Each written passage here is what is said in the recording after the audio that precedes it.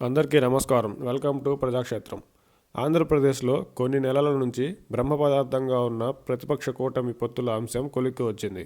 సమదూరం పాటిస్తూ టీడీపీతో కలవడానికి తటపటాయించిన బీజేపీ చివరికి మంచి సీట్లతో టీడీపీ జనసేనలతో కలవడంతో 3 పార్టీల పొత్తు కుదిరింది.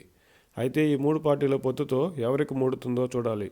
బీజేపీ తమతో కలవడంతో వైసీపీ ఆటలు ఇక సాగవని, వైసీపీకి జగన్ గారికి ఇక మూడిందని టీడీపీ నేతలు భావిస్తుంటే, బీజేపీ టీడీపీతో కలవడంతో వైసీపీ ఓటు బ్యాంకు మరింత పటిష్టంగా మారడమే కాక, బీజేపీ వ్యతిరేక వర్గాలు బీజేపీ రాష్ట్రానికి నష్టం చేసిందనే ప్రజలు వైసీపీ వైపు వస్తారని, దాంతో టీడీపీకే మూడుతుందని వైసీపీ నేతలు భావిస్తున్నారు.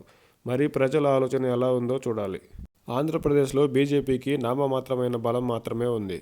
నిన్న మొన్నటి వరకు బీజేపీపై ప్రజల్లో వ్యతిరేకత ఉందని టీడీపీ నేతలే వివిధ చర్చల్లో చెప్పడం జరిగింది. వ్యతిరేకత ఉన్నప్పుడు టీడీపీ బీజేపీతో పొత్తు కోసం ఎందుకు తాపత్రయపడినట్టు అనే సందేహం రావడం సహజం.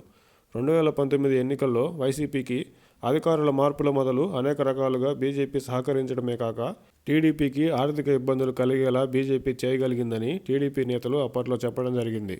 ప్రస్తుతం టీడీపీ బీజేపీతో పొత్తు పెట్టుకోవడంలో మొదటి అంశం 2019 ఎన్నికల్లో వైసీపీకి బీజేపీ ద్వారా జరిగిన మేలును పూర్తిగా అడ్డుకోవడం అయితే, రెండవ అంశం ఒకవేళ టీడీపీ అధికారంలోకి వచ్చినా ఏపీ ఆర్థిక పరిస్థితి దృష్ట్యా కేంద్ర ప్రభుత్వం యొక్క సహకారం అనివార్యం.